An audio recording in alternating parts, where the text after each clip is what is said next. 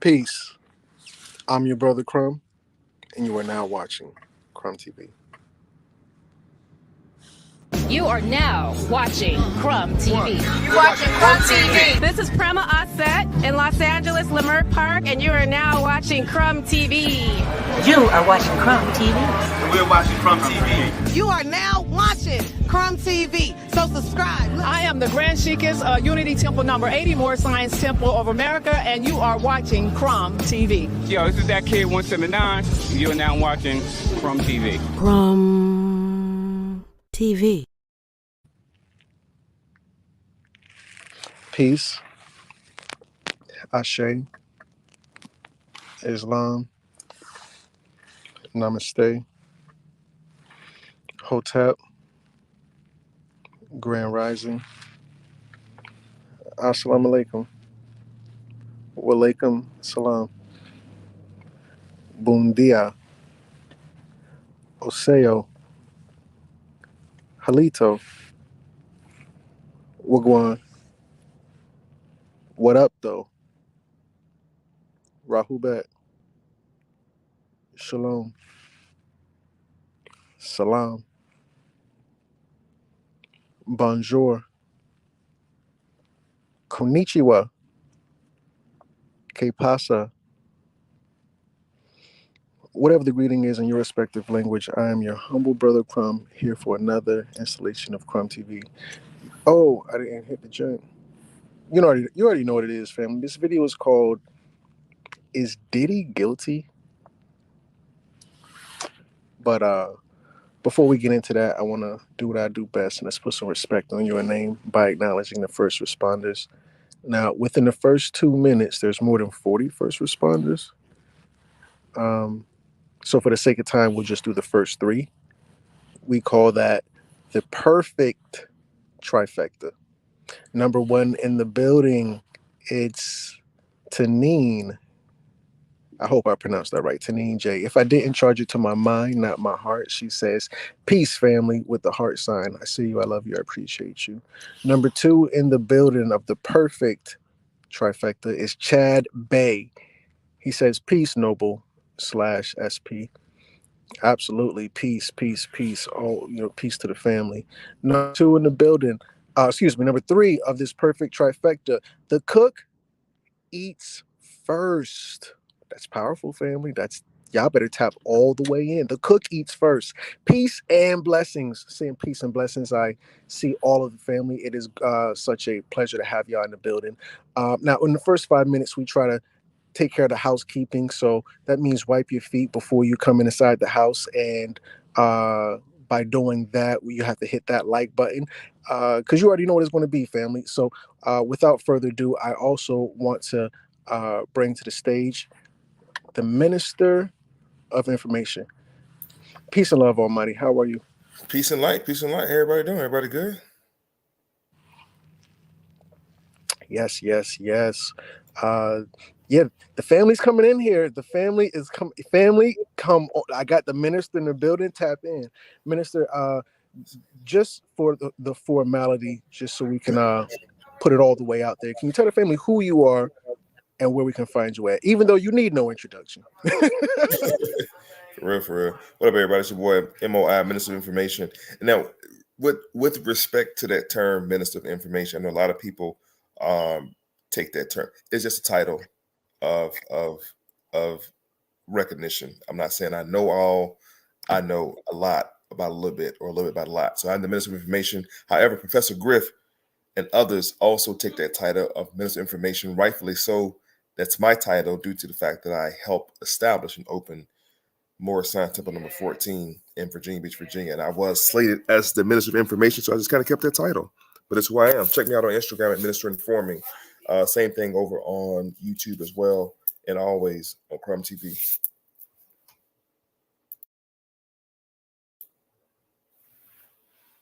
What we diving into today, though? This Diddy thing. Listen, y'all already know.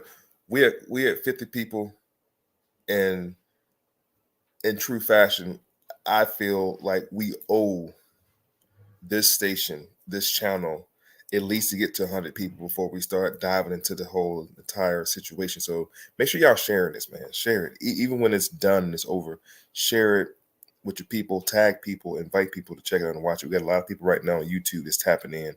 I don't see many Facebookers on here at this point, but definitely share it, man. Share it, spread the word. Make sure you comment, like, and all that jazz. So let's get ready to jump into it, bro. Yeah, absolutely. Also, I'll say this to the listening audience and those who are going to catch this later. Uh, for today, if you're already a master student, if you're already a disciple, if you're already a part of the divine family, then type M.O.I into the, for the noobs, you might just be coming here because of the topic, the thumbnail, or the title, whatever the case may be. And I'm not asking you for anything, but the family who already knows what it is, type in M.O.I in the comments. Yeah, Minister, I try my best not to be redundant, but for some reason, uh, Diddy keeps coming up in the news, and I'm just really concerned that this is going to go to the next level for Diddy. And I think there's some verifiable information out there. The story that we already know, to be honest. But I think it's definitely worth looking into, if you don't mind. Yeah, for sure, for sure. I mean, because like we said earlier before we went live, there's a lot of things that I want to try to tie together. There's a lot of breadcrumbs that leads back to some other stuff that if people don't remember, but I'm going to refresh your memory of some things as we dive into it. But I want you to definitely take the lead and take the floor and let us know what we're dealing with today. Absolutely, absolutely.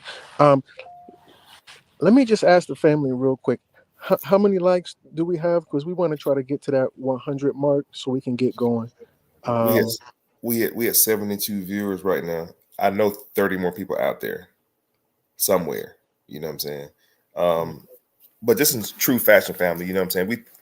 We hop on here for about an hour or some change, whatever the case is, and we want to make sure that we have full attention, so we're not repeating anything.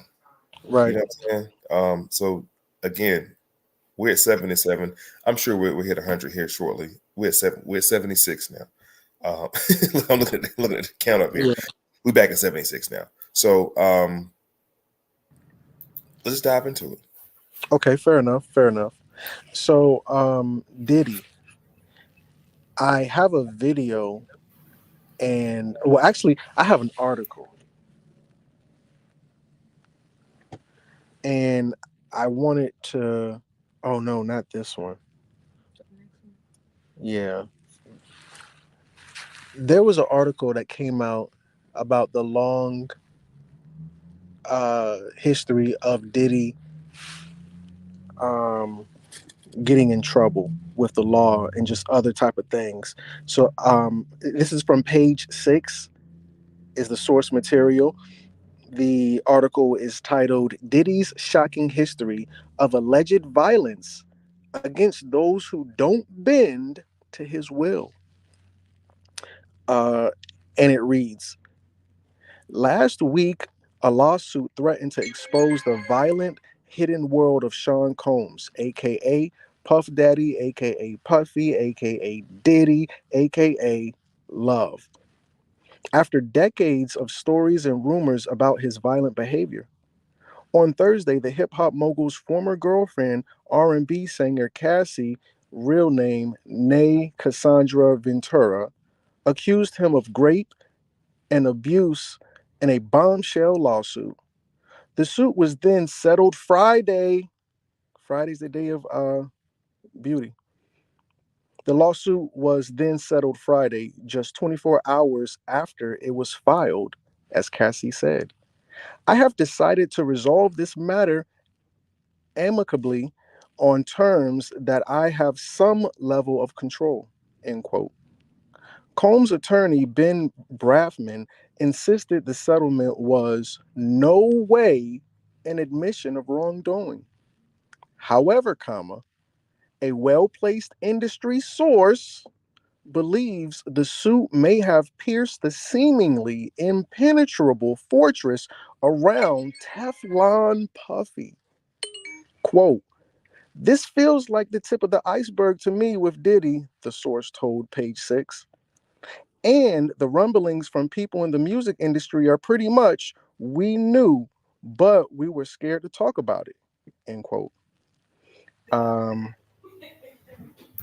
A day after the settlement was announced Friday, the hashtag Surviving Diddy was trending on X, which you may formerly known as Twitter, with a number of people predicting that more women will come forward with accusations against Combs, age 54. And family, we got some more receipts because this is exactly what happened. Someone else has come out against Diddy. I'll continue though. Unless you wanted to add something, Minister. No, continue, bro. Continue. Everyone in the music industry knows about Diddy's insidious past, the source said. "I think many were shocked at the level of detail exposed via Cassie, but mostly shocked it's taken this long. It's taken this long to come out." After the suit was made public, singer Aubrey O'Day, who was in Puffy protege group Danity Kane, wrote on Instagram, "Been trying to tell y'all for years." In the lawsuit, Cassie, age 37, accused her ex of allegedly repeatedly graping her, physically abusing her, and forcing her to have sex with male prostitutes as he watched and masticated in what he called a freak off. The two dated from 2007 to 2018. Certain words I'm not even really trying to pronounce correctly. I'm not trying to put those words out there into the algorithm. I want to try to keep it, have some type of dignity for the channel, not to say these crazy words. But y'all get it. Combs, the lawsuit claimed, was prone to uncontrollable rage and frequently beat her so savagely that she needed to hole up in hotels for weeks at a time to recover privately. Cassie claims she had been diagnosed with memory loss, allegedly linked to Combs having kept her Cassie claimed she has been diagnosed with memory loss, allegedly linked to Combs having kept her compliant with opiates and alcohol. That's very important. The minister got some receipts on that, family, leading to substance abuse problems. Minister, did you want to tap in right there? Now I'm gonna let you go ahead until we really dive into because I want to talk a little bit the history. Like I want to go back to Uptown Records and deal with Andre Harrell and Kelly. Okay, I want to go back that far with Diddy, but I want to allow you to go ahead and set the tone, if you will, set the stage for what's recently in the news. Because what I'm attempting to do is I'm gonna let you describe to the people what's happening and why this is happening now, because it's something in New York that we're going to talk about. Because these cases happen in New York, we're going to deal with that. Right. But then, correct. I'm going to take the audience down memory lane to help jog your memory about. And some of y'all are young, so y'all don't know who Heavy D was. We're going to talk about Heavy D, Andre Harrell. A lot of people don't know who Andre Harrell even is. And then we're going to deal with the mentors of P. Diddy, like people like Quincy Jones, the gatekeepers of the music industry. And we'll talk about Quincy Jones as well. But what I'm going to do is try to tie everything in together historically to what you're talking about, just to add value to it. So please continue, because I'm ready to hear this article that you have. I'll do as you say gladly. So here we go. Upon learning that Cassie had a fling with rapper Kid Cudi, while she and Combs were on the outs, she alleged that Combs may have blown up Kid Cudi's car. What? Brafman said Combs denied all the allegations. In 2009, Combs allegedly pressured Cassie to get breast implants, then demanded the next day that celebrity surgeon Dr. Frank Ryan removed them because they were too big. Despite warnings, it could be harmful to do so. But Diddy was like, no, they've got to come out. Call who you need to call. They've got to come out, a source told the Daily Mail on Tuesday, the day of war. The Post has reached out to a Combs rep about these allegations. Reached by Page Six, Cassie's attorney Douglas Wigdor declined to further discuss the case or say if he is working with any other potential accusers. But it's hardly the first time Combs has been affiliated with violence. In December of 1991, when Combs was 22 and an intern at Uptown Records, the tone was set for some of the violence that would follow him throughout his career when a charity basketball game was overseen. He was overseeing with rapper Heavy D at a City University of New York gym in Harlem, turned into a stampede that unalived 9 people. A judge ruled that Combs and Heavy D, whose real name is Dwight Myers, were responsible for the tragedy. Though the ruling had no legal effect on Combs or Myers. Combs later settled with at least one injured survivor. It remains clear that plaintiff Nicole Levy's case is without merit. Combs' lawyer, uh, Luke Pittoni, said at the time. He burst on the hip hop scene in the mid 90s when it was dominated by the deadly feud between East and West Coast artists, reaching a tragic peak with the 1996 murder of Tupac Shakur, followed by the murder of Notorious B.I.G. 6 months later. According to Gene Deal, this is an important person, family. Gene Deal, who was Combs' bodyguard at the time, Combs, who was Biggie's best friend and signed to his Bad Boy Entertainment record label, could have ended up dead in the drive-by shooting that killed Biggie. Now, I went because I knew that somebody was going to die that night. Somebody's going to be terminated that night. I not mean to say that. Somebody shot. I did everything in my power to stop it from being Puff, and it wasn't Puff. The people that was bodyguarding Big didn't in their power to stop it from being big. And that hurts me, even though it wasn't my principle. Deal told the Art of Dialogue earlier this year. In 1999, almost done. In 1999, Combs apparently acted like a mafioso when he didn't get his way, assaulting then president of Interscope Records, Steve Stout, with a chair, a telephone, and a champagne bottle, according to prosecutors.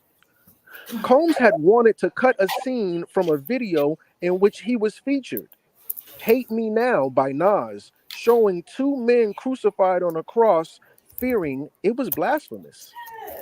But the original assault charge was dismissed by prosecutors who accepted Combs' guilty plea to a lesser charge of harassment and was sentenced to 1 day of anger management. As the Post wrote at the time, a violation no more serious than if Combs had merely yelled at Stout on the street. And I close with this. The Wheels of Friendship, the Post wrote in 1999, were reportedly re-greased with a $500,000 payment from Combs to Stout. That same year, Combs was at Club New York in Times Square with his then girlfriend, Jennifer Lopez, and rap protege Shine when a shooting erupted. Later that night, the group's car were stopped by cops and they were charged with criminal possession of a weapon and possession of stolen property. All 3 were arrested, though Lopez was released after a reported 14 hours. Both Shine and Combs were charged in connection with the incident. Combs, whose legal team, only Combs, not Sean, I'm sorry, Shine. Combs, whose legal team included O.J. Simpson's future attorney, Johnny Cochran, skated. Shine, who did not have that same lawyer, was sentenced to 10 years in prison. Combs' driver at the time, Wardell Fenderson, testified at the time that he'd been warned not to take the job because Combs was very arrogant, demanding, hot-tempered, and some acquaintances who had acquaintances of a bad nature. Puff Daddy, as he was known then, was found not guilty and charged and changed his name to P. Diddy. He eventually lost Lopez for good as the couple announced their split on Valentine's Day, 2001. In an interview with Vibe magazine in 2003, Lopez said their romance was the first time she wasn't with someone who was not faithful to her. She said this is the first time she's ever been in a relationship with a man who wasn't faithful. Quote, I was in a relationship with Puffy where I was totally crying, crazy, and going nuts. It really took my whole life in a tailspin, she said. I never caught him, but I just knew. Lopez says that she and Combs split so often that he didn't believe it when she left him for good on February of 01. I had to think, do I want to be home with kids in 10 years wondering where somebody is at 3 in the morning? Also in 1999, Detroit talk show host Rogelio Miles alleged that Combs and his entourage assaulted him after he asked about rumors linking the mogul to Biggie's death. On the stand, asked by his attorney, what happened? Combs responded, I just remember ending the interview. The jury ruled in favor of Combs, a decision upheld even on appeal. In 2004, New York Magazine profile reported that baby fat designer Kimora Lee Simmons, this is an important figure right here, family, pay attention. Kimora is very important to this, and we're going to find out later on. Baby fat designer Kimora Lee Simmons said something to Combs, and he threatened to hit her. She says, I was pregnant, the moron, said Simmons. According to the story, Combs eventually got down on his knees in public to apologize to Simmons. In addition to Cassie's claims that Combs threatened to blow up Kid Cudi's car, the two rappers got into a 2012 fight at a Hollywood club. During Paris Fashion Week in February of that year, Cassie's lawsuit alleged Combs told Cassie that he was going to blow up Kid Cudi's car and that he wanted to ensure that Kid Cudi was home with his friends when it happened. And the car was in the driveway. Around that time, Kid Cudi's car exploded in his driveway, the suit claims. A spokesman for Kid Cudi told the New York Times that last week, this is all true.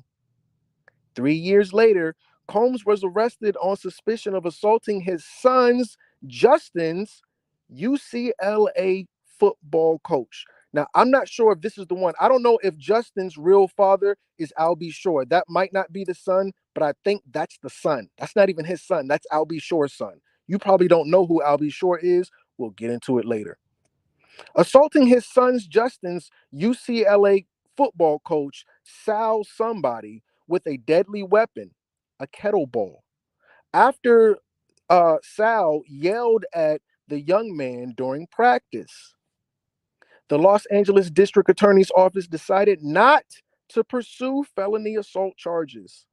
Then a woman who worked as a private chef for Combs filed a sexual harassment lawsuit alleging that she was forced to serve him post-seg meals while he was naked. She also accused him of not paying her for overtime. The suit was quietly settled in 2019. At the time, a rep for Combs told TMZ this is a frivolous lawsuit by a disgruntled ex-employee who was fired for cause, end quote. At Clive Davis's 2001 pre-Grammy Gala, which is a party, Diddy decided to call out the record.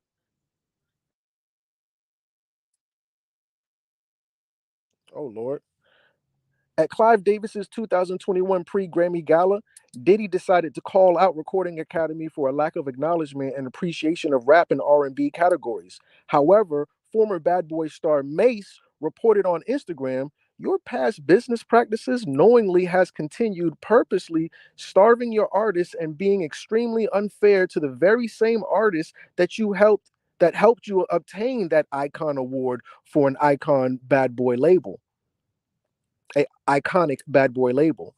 Another industry source told Page Six, people feel that Sean screwed people over. Rappers and hip hop talent view him having taken advantage of them. He was seen as the king and there is a perception that he badly treated the princes and princesses of the next generation. That ends the article. I've got a video to play. Oh, Quincy is Al's son. Thank you. Keep me honest. Keep me honest. That's the child that he stole from Al B. Shore. Let me stay focused. Minister, I've got this video I want to play, For or sure. you can tap in. It's up to you. Let me do this one part real quick, and then we can tap into that. It won't take long. It's a little bit of comic relief. Because I think the information you just read was real heavy, and important. But check this out, there. This is Diddy's entire attitude right now at Bad Boy. We gotta thicken our revenue stream. We gotta thicken our fucking stream. We gotta thicken the fuck out of that stream right now. Shit is serious out here. The music business is failing. The bubble done pop.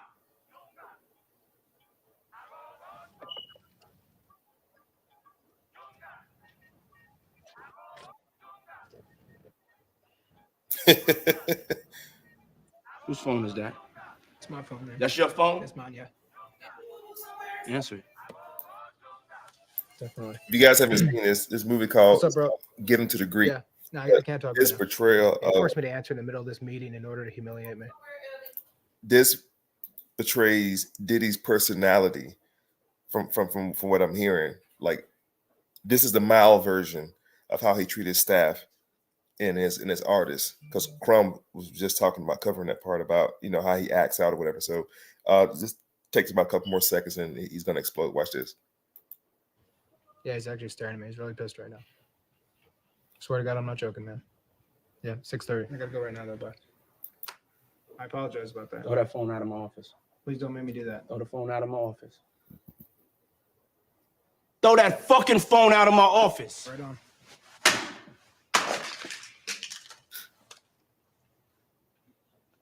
Oh, y'all think this meeting is for me? No, this meeting is not for me. It's for y'all. See, I'm gonna be all right. I'm straight. I got villas in Brazil, Tahiti, East Hampton, West Hampton. Sergio gonna be fine. Fuck a recession. I own 20 kookaroos. 21, sir. I own 21 kookaroos. Y'all don't own one kookaroo. Not one. Not one. Y'all are fucked.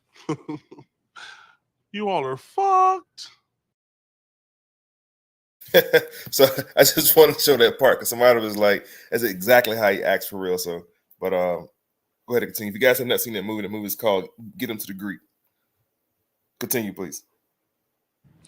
Yeah, brother, I wanted you to pull up this law that just expired in New York. It's an act. I think it's like the Victim Survivor Act. It just expired. If you could just pull the share screen and pull that up for just a second. Yeah, let me get to it. Hold on. It's right here. So while he's doing that, I wanted to say to the family, I hope y'all don't think this whole thing with Diddy is coincidental, because there's a lot of people who have come up in accusation, and uh, the minister sent me a clip, a screenshot or something where like 10 people, I think it was, of course we know Diddy, but it was Yeah. also Jamie Foxx. Who else was up there, minister? Hold on, I'm about to pull it up now. I forgot about that. I be sending you so much shit, man. I be forgetting. Let's see. Okay, yeah, I got it right here. It was a clip on Instagram. Actually, somebody posted. It was Cuba Gooding Jr. was hit with 2 civil lawsuits related to New York sexual assault. Jamie Foxx, Mayor Eric Adams, former NFL player Marcus Wiley, and former Bad Boy president Harv Pierre sued for these assaults. Mike can grab it real quick so you guys can see it, but yeah, it's a real thing. So this article that the minister has pulled up is dated November 24th, 2023. So this is breaking news. Advocates push for more permanent legal change after 1-year window closes. The window closed, I think, 4 days ago or something like that, or 3 days ago, for new suits under New York's Adult Survivors Act. The reason you've seen everybody come forth against Cuba Gooding Jr., Jamie Foxx, Diddy, I think Tyrese maybe. I can't, don't get me to line. But anyway, it's because of this right here. I'm sorry, the mayor of New York, they got his ass too. Yeah, the mayor. Yeah, they done put, somebody came out here. The mayor of New York touched me. I don't know, but yeah, this is why. And if you could pull up Diddy 1991 Great, not only Cassie, because I'm gonna go into Cassie real quick. I just want to put this out there really quickly.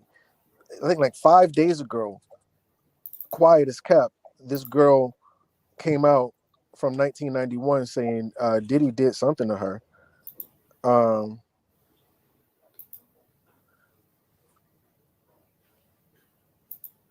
The woman, Joy Dickerson Neal, also accused the rapper of recording the assault and showing it to his friends. So let me see if I can back it up just a little bit here, because I think it said in the beginning what it was.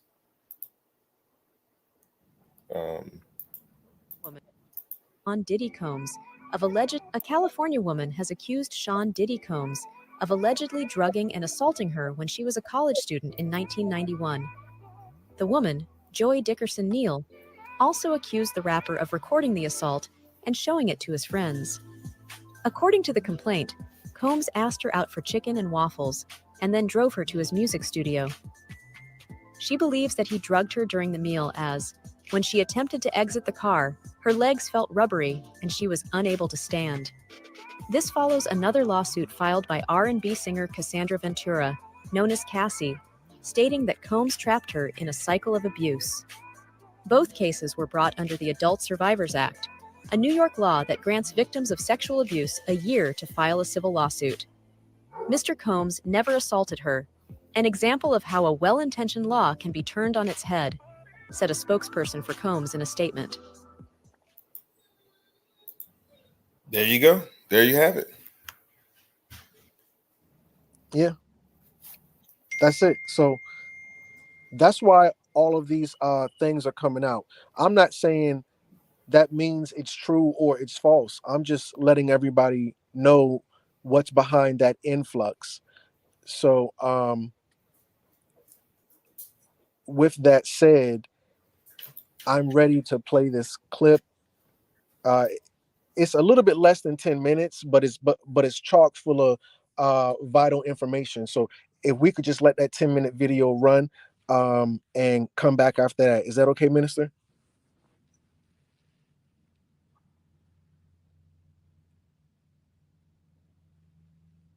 Okay. Yeah, that's cool. Are you going to upload it from your side? Yeah, it's good. It's ready. All right. Cassie, I will advocate for you. Because, see, I know something that a lot of people don't know.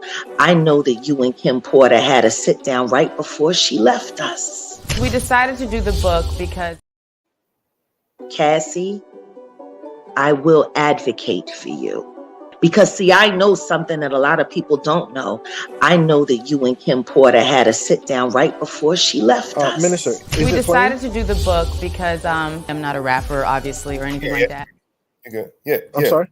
Yeah, it's playing. Let it play. Oh, my bad. Cassie, I will advocate for you. Because, see, I know something that a lot of people don't know. I know that you and Kim Porter had a sit down right before she left us. We decided to do the book because I'm not a rapper, obviously, or anything like that. But I've been in the business and been around the business. Some of the things in the book cover Diddy's gay relationships, footage of those encounters, the men he slept with, STDs, Diddy giving Usher an STD, and the explosive encounter between Diddy and Usher's mom, Mary J. Blige being pregnant by Diddy, and of course, she had an AB, the beatings Kim took, pushing him down the steps in 2007, and him breaking his foot. Jaguar Wright has broken her silence on Diddy settling his lawsuit with Cassie, and she claims Cassie knows what Diddy did to his ex, Kim Porter, when she tried to expose him. For years now, rumors have been swirling that Diddy had Kim Porter eliminated because she was planning to write a tell-all book, and several people who worked for Diddy claimed that they witnessed Diddy putting his hands on Kim. When they were at home at Kim's house on 110th Street, he wanted to, put his hands on her in the wrong way. And then Jaguar Wright directly accused Diddy of heinous crimes, including allegedly poisoning Kim Porter. And isn't it interesting how Diddy never tried to sue Jaguar for defamation? Well, Jaguar is back, and she revealed in a new interview that Kim warned Cassie about Diddy shortly before she died, and that Cassie knows exactly why Kim is no longer with us. So could Cassie's lawsuit lead to an investigation into Kim Porter's death? And what exactly did Kim tell Cassie in their last conversation? And I know Kim had some very good advice to give you, and I believe that this is why things are happening as they're happening now. Just 24 hours after Cassie filed an explosive lawsuit against Diddy, accusing him of DV, SA, and trafficking, they settled the suit for an undisclosed amount. However, this just made Diddy look even more guilty, because after Cassie filed, Diddy's lawyer publicly accused her of trying to blackmail Diddy, and yet just hours later, Diddy suddenly decided to pay up? See, Diddy literally never pays anyone. It took him over 30 years to pay his former artists, so there's definitely more here than meets the eye. He didn't put any effort to clear his name, and instead, he immediately put a lid on Cassie's lawsuit, which can only mean one thing: there has to be more that he's hiding. Now, something that a lot of people were confused about is why Cassie agreed to settle. Well, she didn't have any other option. She filed a civil lawsuit, which means settlement was the only possible outcome. Only the government, aka a prosecutor, can file cases in criminal court, so it's up to them to open a criminal investigation against Diddy. But this was actually a really smart move on Cassie's part, because her lawyers used trafficking as the foundation of her lawsuit, which means they left the door wide open for criminal and federal charges to be brought against Diddy. It was also smart that Cassie refused to settle privately with Diddy before filing a lawsuit, because by making it public, she protected herself and her family. Plus, for a high-profile lawyer to have even touched this case means Cassie's evidence was real and compelling. Now, speaking of evidence, many things are starting to surface online, including this video of Cassie curled up on the floor under a blanket while Diddy taunts her. What you gotta say now? You ain't got shit to say when you put your girl on the snap. Also, Cassie's old selfie recently resurfaced, showing her with a busted lip and trauma to her head. Cassie shared this photo in 2014 during a trip to Dubai with Diddy, and at that time, blogs reported she had an accident while riding an ATV. But this isn't what her face would look like after an ATV accident. Instead, it looks like one of the incidents she describes in her lawsuit. Now, a lot of people are saying this story is scarily similar to what happened to Kim Porter, Diddy's ex-girlfriend who died under mysterious circumstances in 2018. To give you some context, Diddy and Kim dated on and off from 1994 to 2007, and during one of their splits, Kim started seeing Shakir Stewart, who worked at Def Jam. Diddy reportedly became furious after learning about Kim and Shakir, which led to a heated argument during which Kim sustained a broken nose. Most of the reports about this incident have been scrubbed from the internet. However, there is one article published in 2005 that references the altercation, saying that Kim was left with a broken nose after the couple argued on Combs' yacht in Saint-Tropez. The article states that Combs flew in a specialist plastic surgeon from Geneva after the accident, and that Porter has since claimed that she hurt her face after she banged her nose on a table. But it gets even more disturbing from here.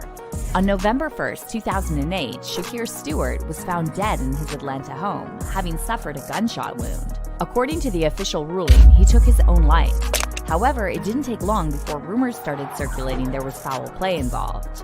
People started pointing fingers at Diddy, and one source confirmed to Media Takeout that Diddy had previously beaten up Shakir badly. The source said Kim was seeing Shakir and Diddy found out and he went ape. He tracked Shakir down to his hotel. Then Diddy went up there without security and beat him to a bloody pulp. Now, as for Kim, she passed away on November 15th, 2018, supposedly from complications of pneumonia. However, she was just 47 years old, and there's no evidence she had any underlying conditions. A shocked and devastated Diddy spotted at the home where his ex suddenly and mysteriously died. Her good friend Kimora Lee Simmons appearing inconsolable at the house, 47-year-old Porter's body found after a desperate call to 911. EMS 14, respond with engine 76 on scene of the cardiac arrest. Of course, many people thought this was highly suspicious, and one of them was Kim's ex-husband, Al B. Schur. In July 2020, Al shared a since-deleted video of himself and wrote, "I just found this footage from the morning I learned of Kim Porter's murder and how it ripped the soul from my physical body. I do know very clearly that Kimberly didn't just check out all of a sudden over pneumonia." Al B also added the hashtag, "Don't let the love songs fool you," seemingly referencing Diddy's tributes to Kim. And then in November 2021, Al B posted a throwback photo with Kim and claimed she told him she was running and he advised her to call the FBI. Al B also added in the comments, "You would never believe what she went through." And get this, just months after he posted this, Al B was hospitalized with multiple organ failure and spent 2 months in a coma. He managed to pull through, however, he's been very silent since then and stopped mentioning Kim in public. However, Jaguar Wright is not staying silent, and back in December, she told Real Life Productions that Kim's initial autopsy showed she was poisoned. Kim died from pneumonia, but there's the first coroner's report that said that she died. It was ruled a homicide, and they found toxins in her body to prove that she had been poisoned. You know, they have poisons that create a heart attack and pneumonia-like symptoms. Jaguar also claimed that all these people who dealt with Diddy and then died or got sick were planning to release tell-all books and documentaries. Andre was writing a book right before he died. Heavy D was working on a book before he died. Kim Porter was working on a book before she died. And Al B. Schur was working on the documentary of his life. And then he goes into a coma. Jaguar is now speaking out again, and in a new interview with Storm Monroe, she offered her support to Cassie and claimed that Cassie knows what happened to Kim because Kim warned her about Diddy before she died. I will advocate for you. Because, see, I know something that a lot of people don't know. I know that you and Kim Porter had a sit down right before she left us. And I know Kim had some very good advice to give you. And I believe that this is why things are happening as they're happening now. Kim was smart, wasn't she, Cassie? Kept you alive and kept you safe. I will advocate for you. I went to fuck Honeycomb. But you are a victim. And I know that.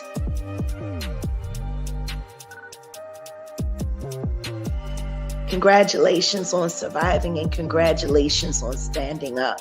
And the timeline is definitely interesting because Kim died just weeks after Cassie and Diddy broke up in October 2018.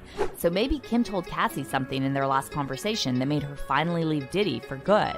It's also interesting that Cassie filed her lawsuit on November 16th and Kim died on November 15th.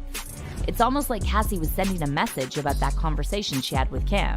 Oh, and by the way, the same day Diddy settled the lawsuit with Cassie, Kim Porter's Wikipedia page disappeared. It looks like Diddy's PR team is working overtime, but it might be too late because the floodgates are open, and fans are saying Diddy's final downfall is only a matter of time at this point. One fan said, "Cassie came out to protect herself. We all saw what happened to Kim Porter. She made it public so he couldn't do his evil Machiavelli shit. The floodgates are now open. We suspected for years. Diddy is not coming back from this. Good. Effing weirdo." And another fan wrote, Diddy knows his time is coming. He's been getting away with stuff for too long. Kim is probably smiling down on Cassie, finally speaking out. But what are your thoughts on Jaguar Wright saying Diddy poisoned Kim? And do you think Cassie knows how Kim really died? Comment down below. And don't miss out on this next story.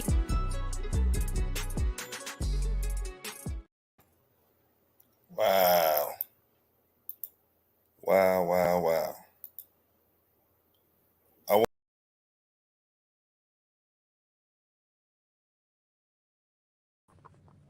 I'm gonna have to find another area to put this photo at, but this is the picture right here that we was talking about. Brother Crom still there? Yeah, I'm here. Yeah. That was crazy. You can't make this stuff up. And I just did a video yesterday, and I started the video out talking about. Okay, yep, that's a way better one. That's it. So yeah, Cuba Gooding Jr., Jamie Foxx, the mayor of New York. Okay, yeah, because I didn't know who that was. That was the one I forgot. Yeah, at the bottom Who was down that? there. Okay. Yes, sir. Yes, you sir. got a retired NFL player, and the former president of Bad Boy, Diddy Company, also. So it's 1, 2, 3, 5. 5 of them. Correct. Yeah. Wow. So I also did that video yesterday where I talked about Young Dolph transitioned in November. Brother, do you remember? Oh, matter of fact, Brother Panic transitioned in November. Do you remember who transitioned last November? What famous rapper? Takeoff. Takeoff transitioned in November. The Big Mo or Mo 3 transition in November, and that one Chicago rapper, he's a gangster rapper from Chicago. I can't remember his name. I don't know what his name is. I can't. Young boy. Right. Yes, sir. He transitioned in November, and then the year before, Lil Boosie was shot and almost died 2 Novembers ago in 2020. Yeah. November 17th, 2020. So this whole thing with Kim Porter and them under this harvest moon is no strange coincidence. This is all divine in a morbid sense. But November is the month of death, All Saints Day, All Souls Day, the Spanish day, month of the dead.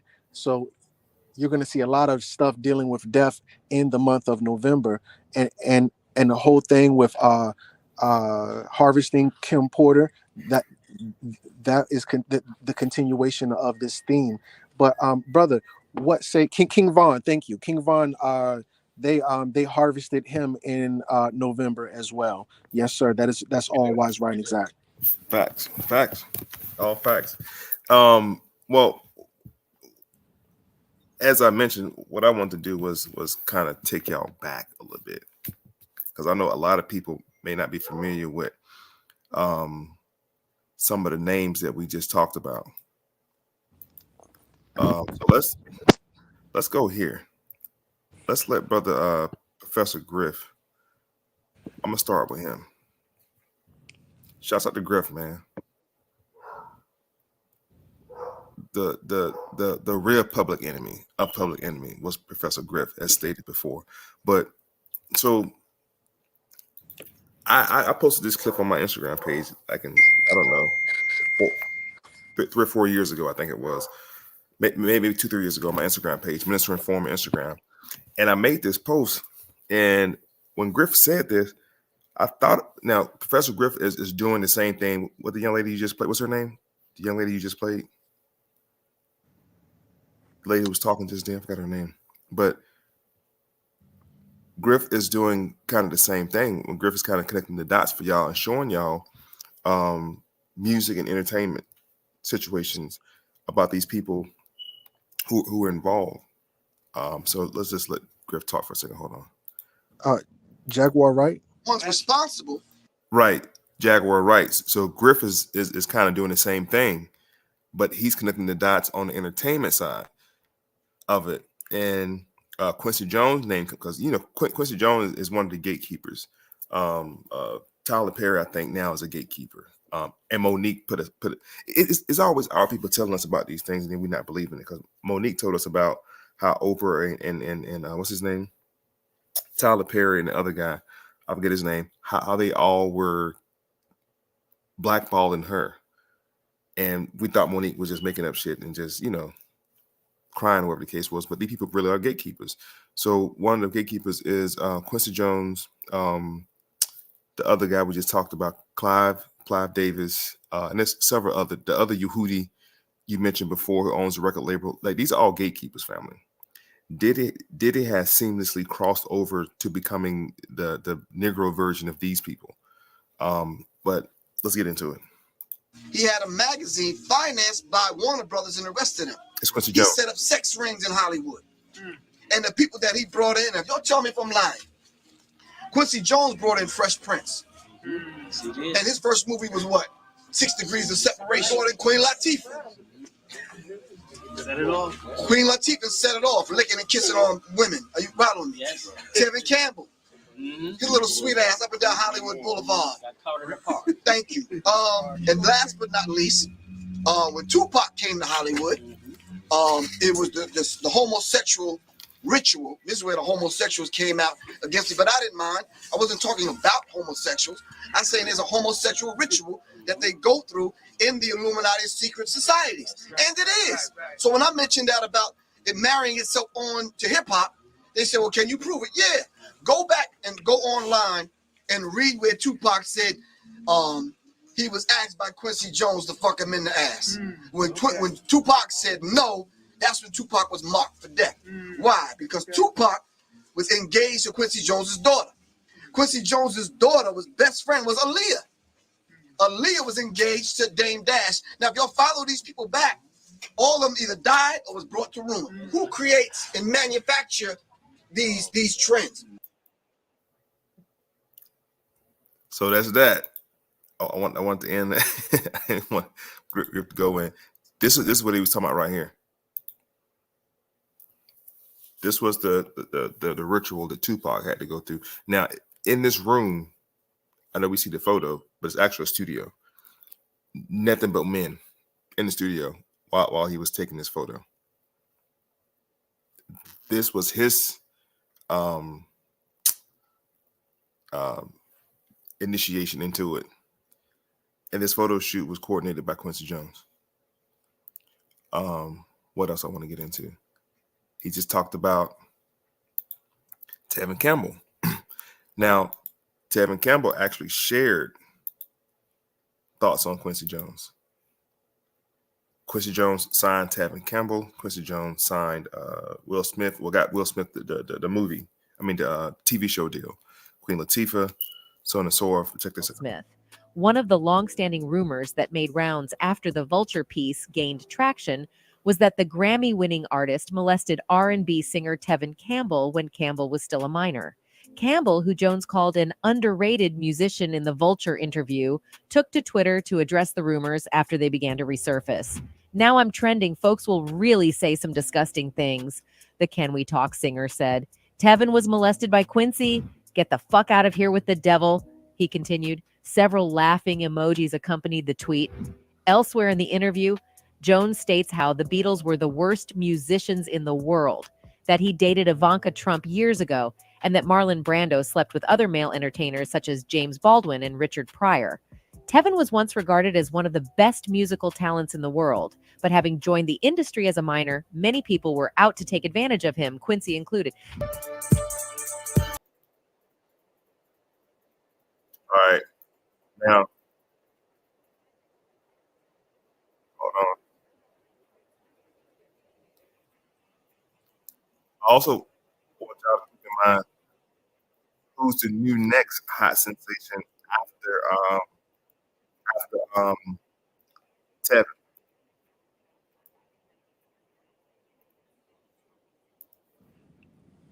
I don't know. said you don't know what it was? No, sir. Who was it? Show you. Where it is. Man, I pulled up so much stuff just now, man. It's crazy. Hold on.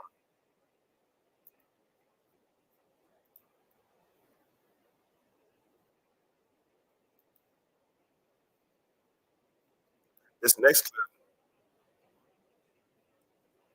This is We want to thank you. Come here. Don't sit on the bed at night. No homo. No, just don't get close to the bed. Don't get close to the bed. But it's just like, yo, we want to thank you for hosting the thing, man. It's been a pleasure. You didn't have to do it, and you did. No. I definitely didn't have to do it. I definitely didn't have to. First and foremost, I'm not getting in the bed. Shouts out to him and what he did. I'm just gonna, if we can, let's just put the camera a little this way, just so we're not.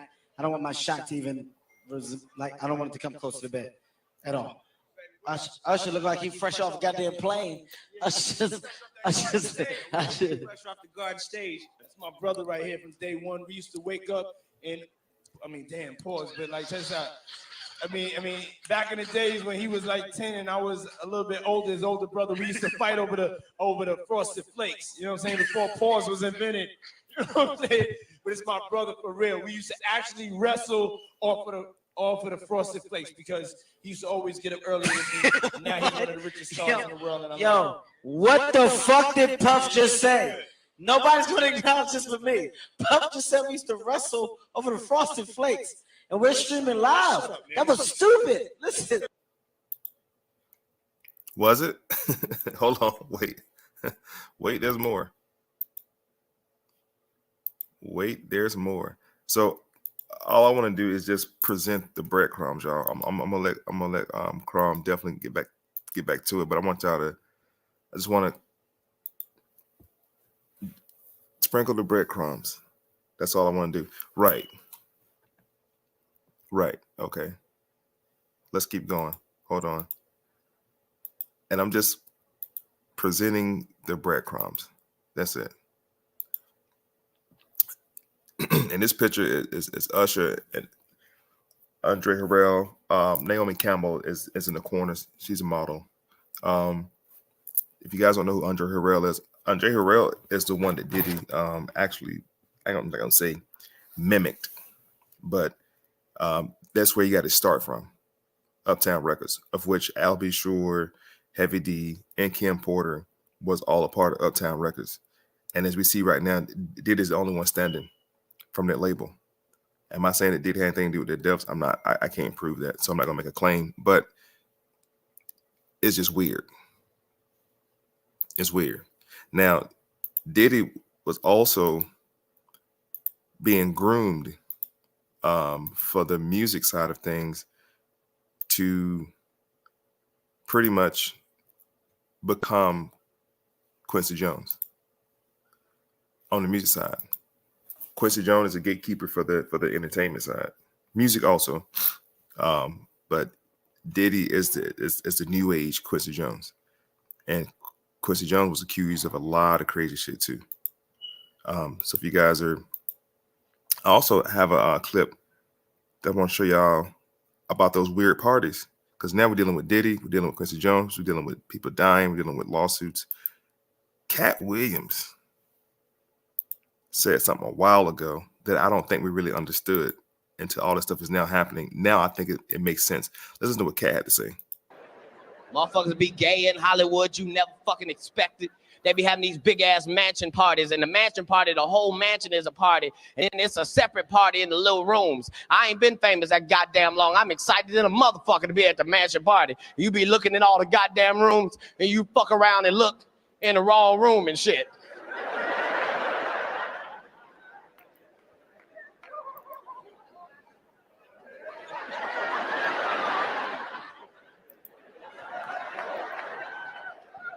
Nigga, come here. Come here.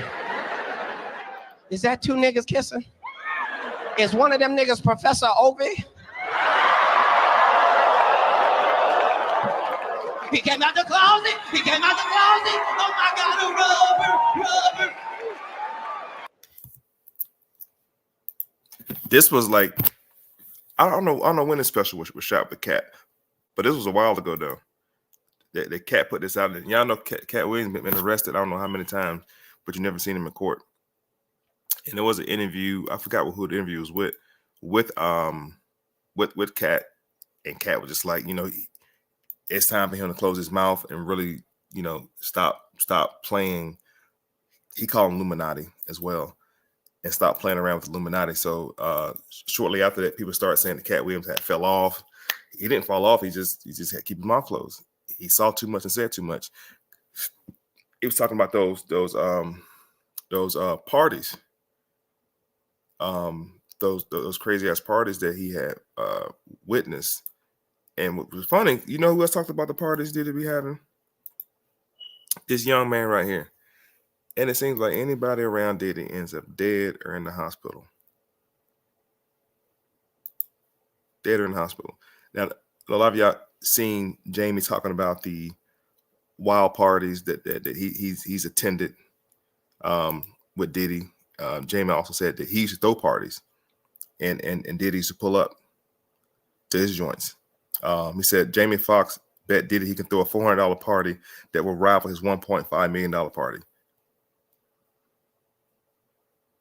So again, these are just breadcrumbs, family. These are just breadcrumbs for you guys to do your own research. Now, what came out recently is the bodyguard from Diddy. And I want to check out what he had to say about Diddy. Out of Turkish baths, I knew I used to wait outside of Turkish baths for him. You know what they do in the Turkish baths? No, I don't. Oh, you don't? Okay. That's where a lot of gay men meet. And they all take hot baths together. That's a lot of that these guys get into when they start having certain meetings with certain people, and they meet them at the Turkish bath, and they do their meetings and they meet their people in those type of situations where they're comfortable at. So they don't have to worry about their indiscretions coming out. You mean? You understand what I'm saying? So that's why, twice, sometimes 3 times a week. Wow. Me and the driver be outside. He'll run into the Turkish bath. Wow. So that's all I had, bro. I just wanted to share with the good people the information. Please continue, because we really haven't talked about Diddy and Kim yet, or anything like that yet. So I wanted to yield the floor back to you, but I definitely wanted for you all to write down those names. You never heard of Andre Harrell, you never heard of Clive Davidson, you never heard of Quincy Jones, or any of those people. Do your research on those people, and the breadcrumbs all draw back to the same type of behavior or murder or trauma or rape or something crazy. And it's unfortunate that we're just not hearing about it, but please look up those individuals I just shared with you. I yield the floor, brother. Yeah, Diddy had this thing called Flavor Camp, and that's where he raised Usher at, in terms of what not Kevin Samuels, what's that boy name? Usher, Justin Bieber, Kevin Hart. Kevin Hart was talking about, because he was in that video you played with Usher and Diddy. And Diddy said, in the morning they would wrestle for the cereal. And this is when Diddy was this is when Usher was a minor, and then Usher did the same thing to Justin Bieber. But remember, Andre Harrell was the one who did this to Diddy in the beginning. The relationship between Diddy and Andre Harrell was no different than making the fucking band. The way that Diddy made making the band walk to get the cheesecake, Andre Harrell used to have Diddy washing his car. Like that's on record. Like I made that nigga go out there and just do shit. Like listen, go wash the car. Go go go take a number 2 and keep the door open and don't wipe. You know, some fraternity, humiliation ritual. Because a lot of people said what he did in making the band was the only reason. How did he know about them humiliation rituals? Because them jokes was done on him. Go look up Andre Harrell. Andre Harrell is what Diddy should be. Everybody's telling Diddy stop playing and just come out of the closet, bro. We know you do what you do. Just own it. Andre Harrell owned it. Andre was like, listen, I like men's. I'm delivered. I like man somehow. That was a joke. But no, real quickly, real quick, brother. I wanted to ask the chat, how many likes do we have? We just crossed the 1 hour threshold, and my time is really dwindling, and I want to continue, but we got to have the right amount of likes. I'm not gonna lie to nobody. How many likes do we have right now? I mean, as far as likes, I'm not sure. Views, we're 278 people. Okay. As far as views go. With that being said, also, I want you guys to dig deep into your digital wallets, and definitely, Chrome, I gotta put yours up too. Definitely put some in the collection plate. For those of y'all who are Christians and past Christians, it comes to that time of the service where you have to give unto Caesar what is Caesar, and give up some bucks. Now I'm joking, y'all, but definitely if you feel like donate something to the Cash App, definitely feel free to do that. The ticker's at the bottom. For me, and I gotta find Crom joint too. But I think we're doing pretty good right now. We're 265 people. Okay, well, the family said it's only 67 likes. Oh, 67 likes. Yeah, I'm looking at the views. I don't know about the likes. They're probably right about that. They're probably absolutely correct about that. The likes are very, very, very, very low. So yeah. Yeah, that's. But if we can get all 270 viewers to hit the like button, then that should go up tremendously. If everybody who's watching this could definitely click it, hit the like, comment, subscribe, that'd be great. Okay. So yeah, with that said, the relationship between Diddy and making the band was the same relationship between Andre Harrell and Diddy, was the same relationship between Diddy and Usher, was the same relationship with Usher and Justin Bieber. It's the same mentor relationship between Quincy Jones and Michael Jackson. And Will Smith. So Quincy Jones and Will Smith. Yes, sir. So I need the family to understand that still waters run deep. This thing that hasn't changed goes very deep, and it goes very far back, even prior to Bad Boy, prior to Uptown Records. Now, I also want to point out with this repeating theme that we're seeing, obviously, we're also going to see where these characters, number one, the Biggie character is damn near 100% processed. That's not Biggie and Christopher Wallace are two different beings. And a part of Biggie's persona, his alter ego, is he is a second generation Heavy D. Go back and watch any Heavy D video, and it looks like the Hypnotized video. Any one of them looks like, but remember, Puffy told you he was the king of remixes. Puffy told you that. Biggie's the remix of Heavy D and this other guy from Mississippi. Puffy, remember, Puffy was raised under Andre Harrell. The only reason Andre Harrell is who he is Andre Harrell created New Jack Swing along with Pharrell's mentor. Can somebody tell me who is the mentor of Pharrell? The mentor of Pharrell was the one who teamed up with Andre Harrell. The mentor of Pharrell, um, from Blackstreet. He was from Blackstreet. Teddy Riley. Teddy Riley. Andre Harrell teamed up with Teddy Riley and created New Jack Swing. New Jack Swing is nothing more. This is the first time you're going to see the blending of R&B and hip hop. You're going to see. Remember, Puffy brought you Mary J.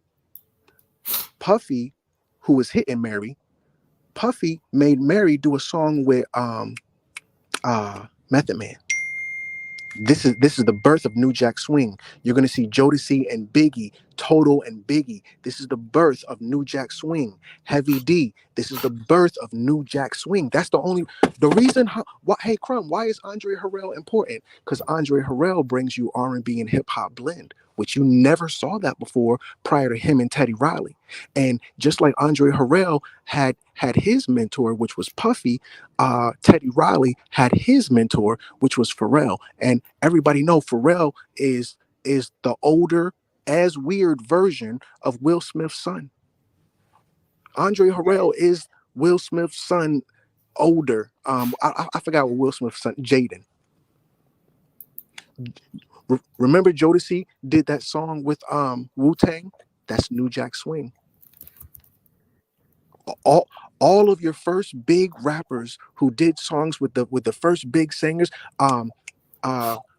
ODB and Mariah Carey.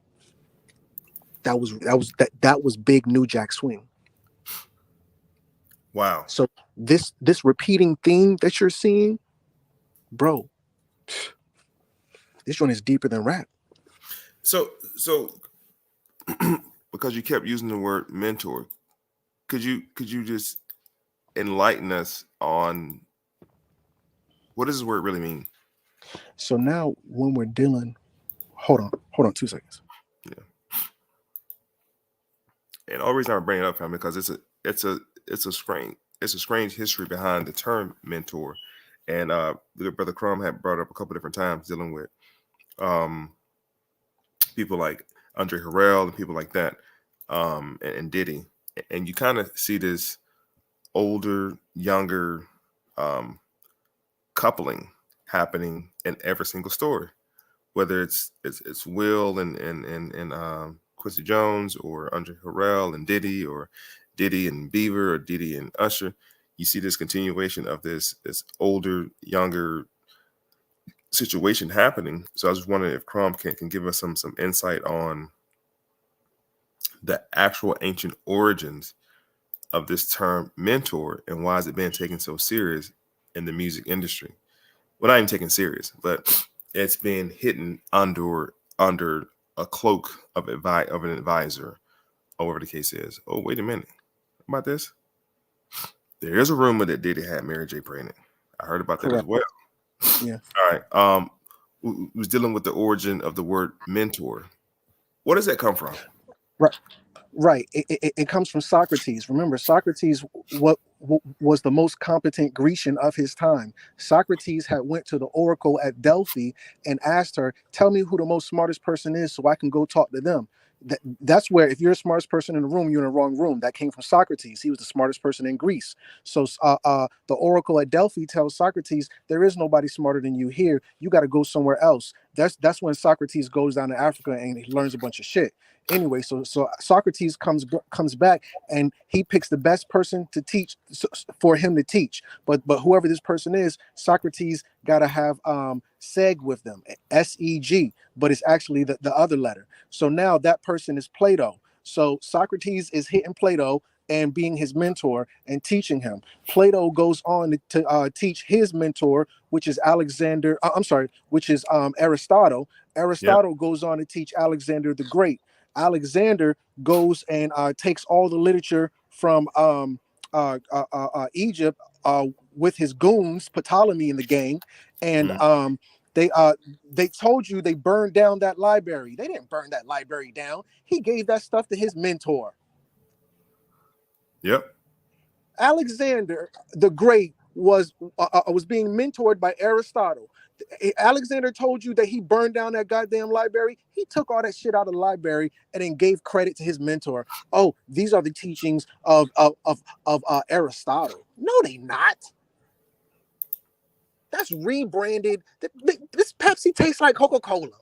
What are you talking about? What are you talking about? Aristotle. So now, enlighten us before we wrap it up. Enlighten us on the constellation of Aquarius and this whole Grecian assimilation to mentor to mentee. What's the Greco-Roman story behind the homosexual activity behind mentor? Okay, As you know the mentor, his name is Ganymede. Ganymede was kidnapped by Zeus. Ganymede was a baby when Zeus. Remember, Europe is named after Europa. Zeus took Europa when she was like 9, and then he had a baby with her on the island of Crete called the Minotaur. But that's Europa. Europa was the one who was child trafficked and raped. This is the same thing with Ganymede. There's if Ganymedy, Ganymede, or something to that effect. So now Ganymede's a baby. When Zeus saw Ganymede and he was turned on. Well, Ganymede was like 9 months old. Zeus, what's wrong with you?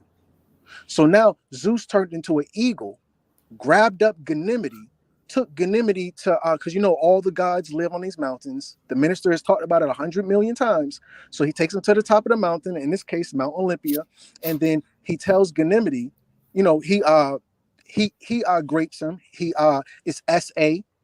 I don't know if y'all know what SA stands for, but he does SA, and he grapes him, and then he makes him the water bearer. Zeus grapes Ganymede, makes Ganymede the water bearer. All your Aquarius is out there. This is the Aquarian. Oh, we're in the Aquarian age, right? Because the water represents information. Now, in this case, he was serving ambrosia. Oh. Some people call ambrosia because he's a kid we're dealing with. Adreno. I'm not even going to say the whole word.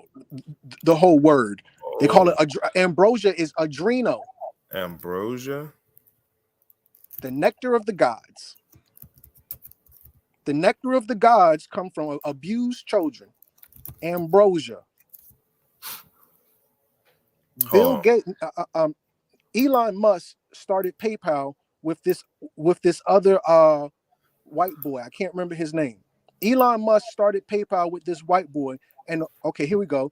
Ambrosia and nectar supposed to be the divine food consumed by the Greek gods. This food was served by Ganymede. Ganymede's the water bearer.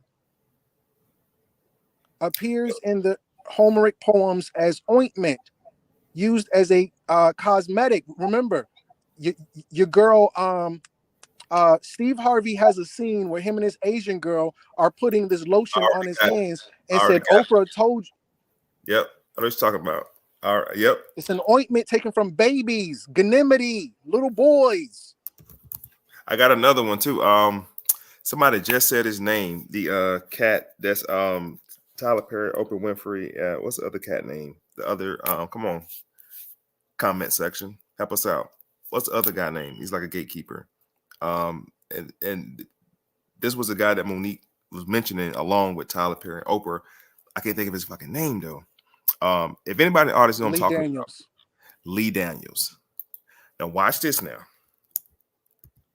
I'm going to pull up an interview with Lee Daniels, and he's literally going to say exactly what that definition just said on the couch.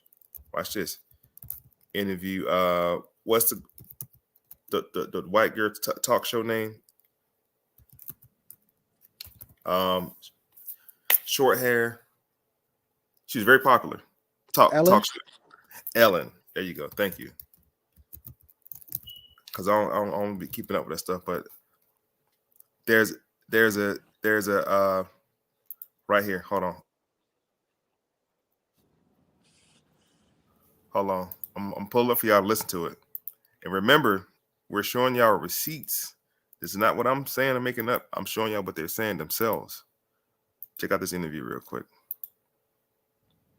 It's like super tiny. But hold on.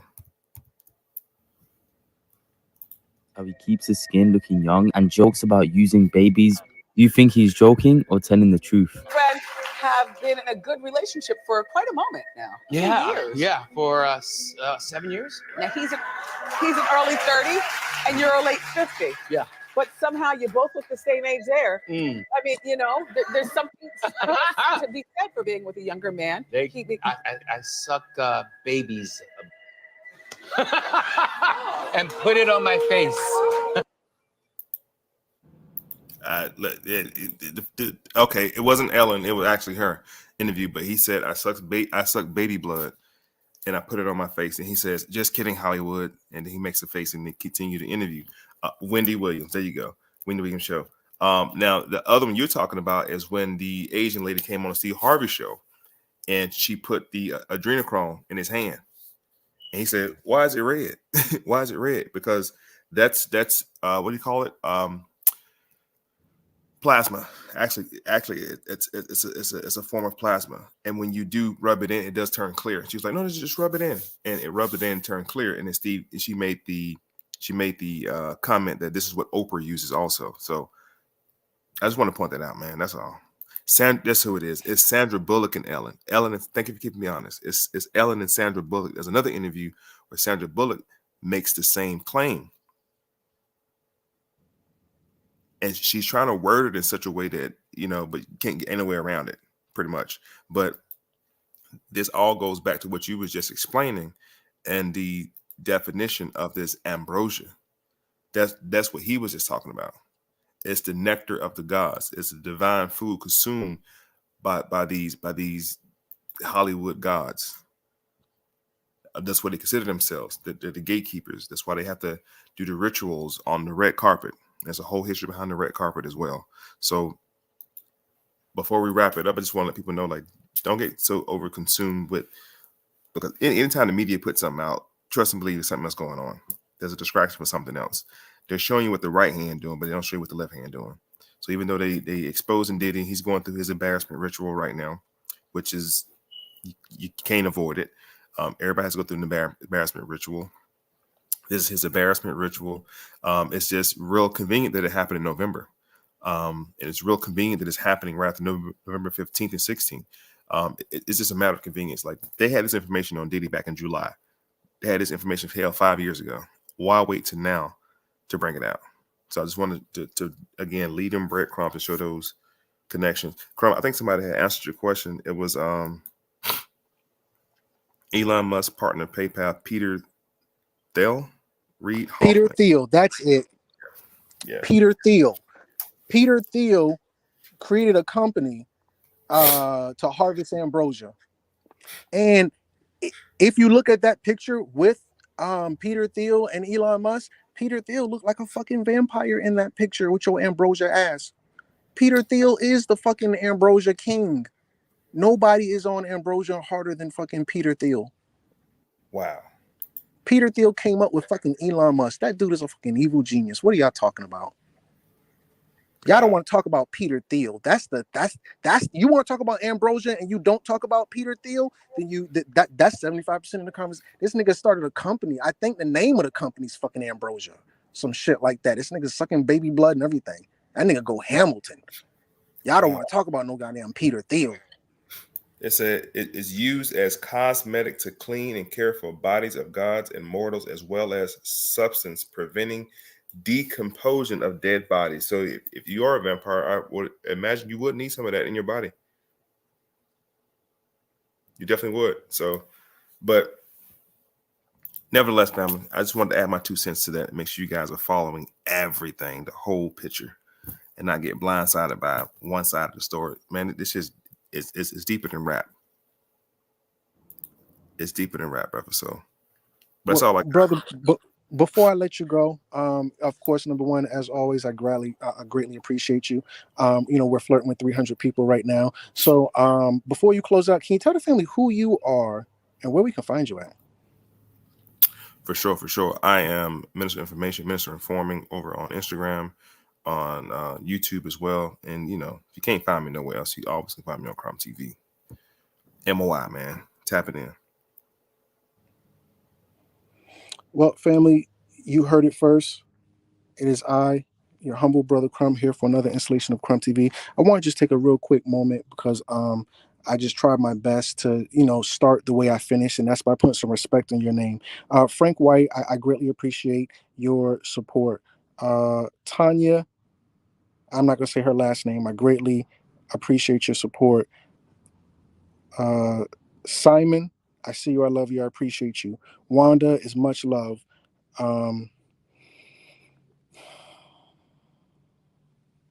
There are some others, but they've asked not to have their name. So I greatly appreciate anybody who has taken the dollar challenge. But, you know, family, I am not Pastor Pork Chop or Reverend Chicken Wing. So it's not about the money. If you want to support, you can just simply hit that, smash that like button, family. Also, comment, family. Let us know what you think. Is Diddy going? I'm going down, Diddy. I'm joking. Don't get me started. But also, family, if you're a noob, if you're a neophyte, if you are an initiate and this is your first time, and you watch the whole video, well, guess what, family? Now you're a master student. Now you're a disciple. Now you're a part of the divine family. You have been initiated by watching this whole video. So smash that subscribe button. With that said, family, I'm your humble brother Crumb, and I want to leave you the exact same way that I came to you. You are now watching Crumb TV. You are now watching Crumb TV. You're watching Crumb TV. This is Prema Osset in Los Angeles, Leimert Park, and you are now watching